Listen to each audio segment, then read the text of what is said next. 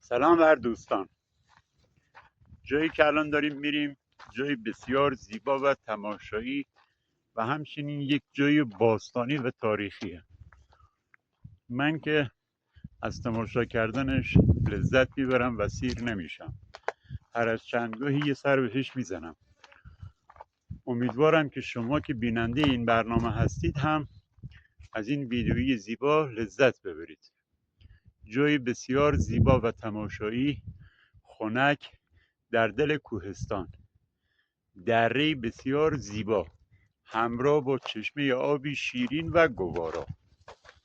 بریم که با هم داشته باشیم زیبایی های این طبیعت رو.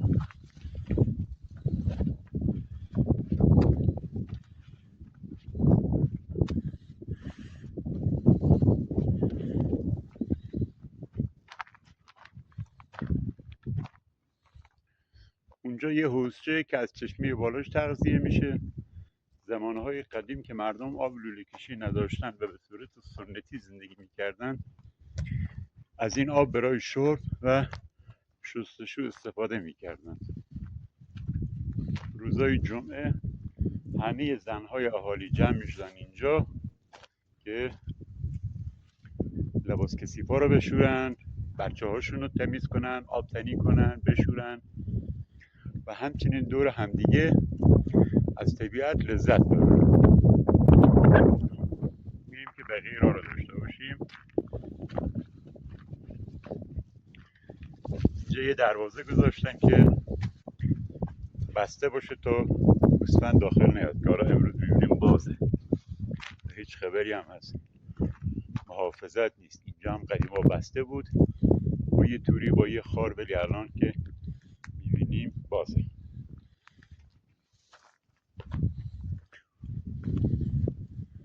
آقای دهیار روستایی که در نزدیکی این چشمه قرار داره زحمت کشیده و با هزینه دهیاری اینجا رو پل زده، پله درست کرده که حتی افراد مسن هم بتونن برن بالا و تماشا کنن.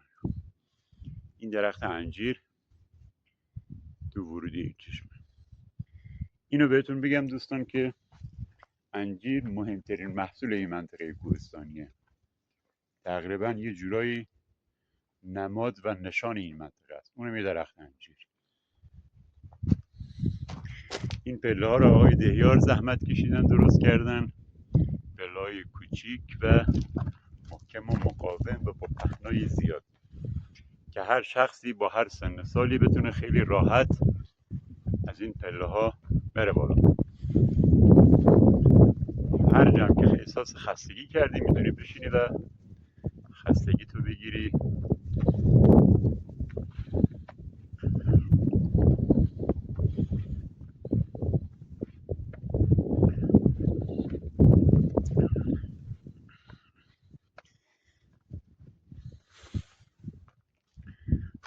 یه نمای زیبا هم داشته باشیم از خروجی دره و دشت وسیعی که در پایین دست قرار گرفته. این ارتفاع کوه که در دو طرف دره واقع شده. یه جای تاریخی و باستانی، جایی که انسان‌های نخستین سکونت گزیدند.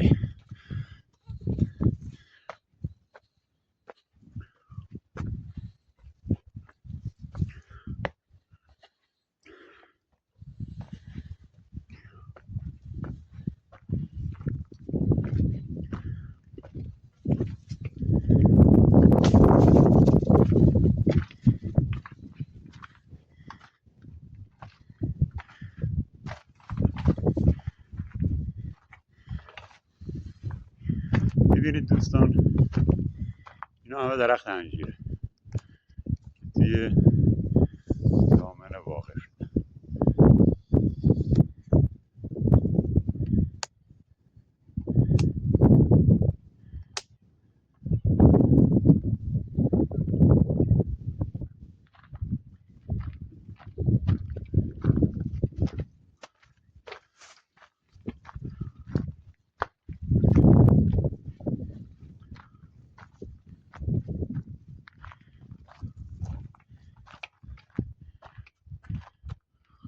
این غار یه چشم است، تو این غار یه چشم است، تو این غارم یه چشم. چشمه کوچیک آب با حوضچه های کوچیک. اینم درخت انجیر. میبینید که امسال ثمر خیلی خوبی هم داره.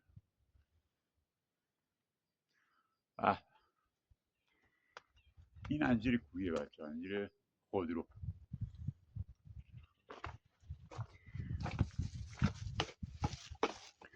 وارد طبیعت بکر و زیباش میشه. اینا همه درخت انجیری بچه. گفتم که انجیر یه جورایی نماد و سمبل این منطقه است.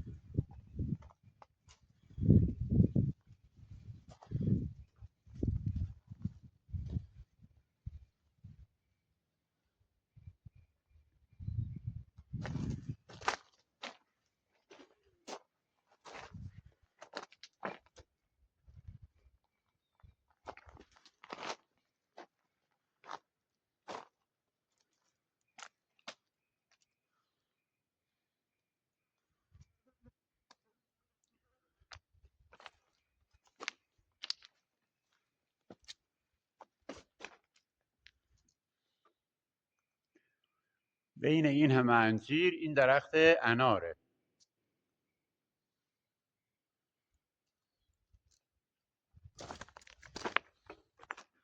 و درخت نخلم هست، درخت نخل خرما.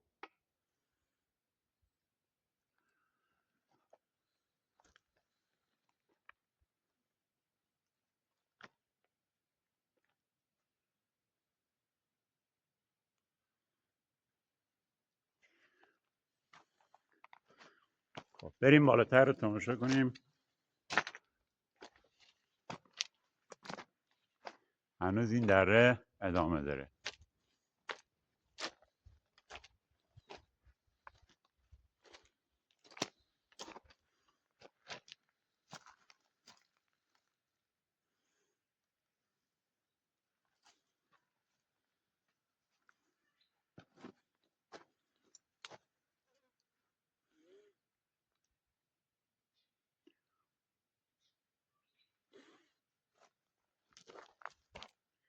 این بوته های سبز رو که تماشا میکنید اینا پونه کوهیه که عطرش همه جا رو پر کرده و فضا پر از عطر پونه کوهی میده. اینا پونه کوهیه. این سبزه های روی زمین همه پونه کوهیه. خیلی خوشبو و خوش عطر.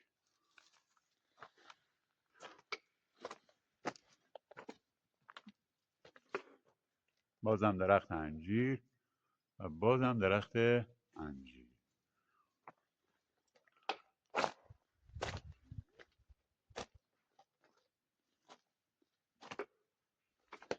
یه قدمگاه و یه امامزاده مانند هم کنار این چشمه هست، یه زیارت.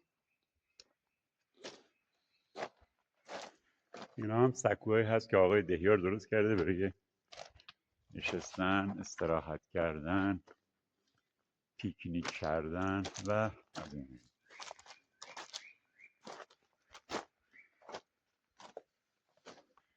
اینو بهتون نشون بدم دوستان، خوب دقت کنید. این گیاه پر سیاوشونه، ما بهش میگیم گیسپری. اینجا به وفور سبز میشه، به خاطری که این کوه چشمه آب داره و نمناکه. جاهایی که داخل کوه چشمه آب باشه و نم باشه گیاه پرستیابشون سبز میشه.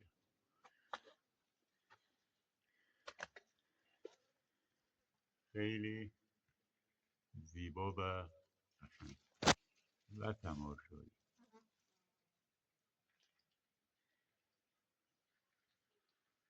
امیدوارم که شما هم از این طبیعت و این زیبایی ها لذت ببرید.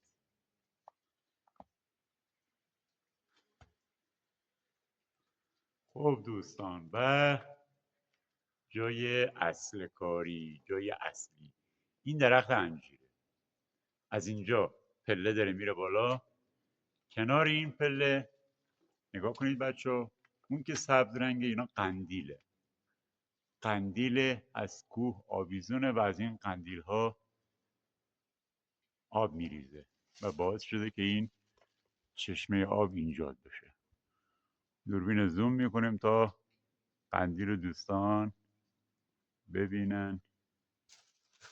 این قندیلیه که از کوه آویزون شده، یه فاصله بینش هست، آبش میریزه اینجا و اینجا دوباره یه قندیل دیگه ایجاد شده، آب از قندیل میاد و از پشت این انجیر میریزه پایین که حالا میریم از نزدیک میبینیم.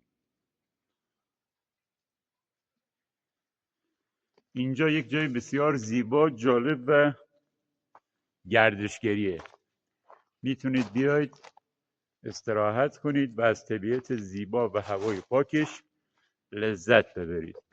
همچنین چشمه آب شیرین و گوارا.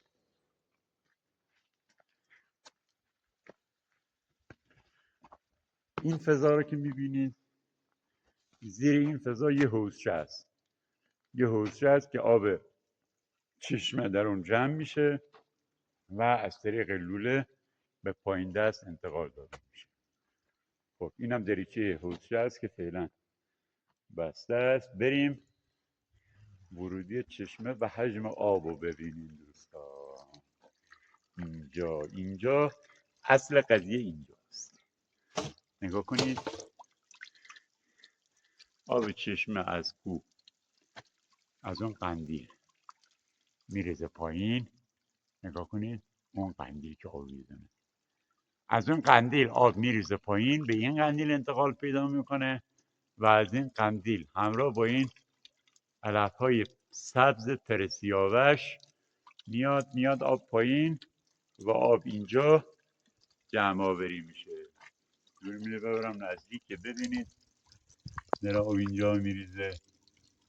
میبینید این حکایت اون که میگه قطره قطره جمع گردد.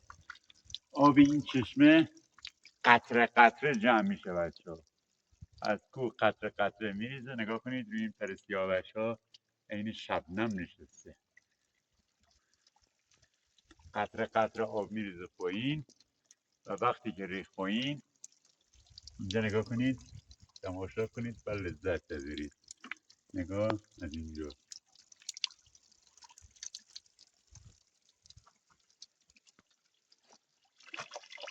توی این حوضچه آب جمع میشه و اینجا نگاه کنید دوستان، از این میاد انتقال پیدا میکنه به حوضچه اصلی. خب یک لحظه دوربین رو استوب میکنیم و میریم که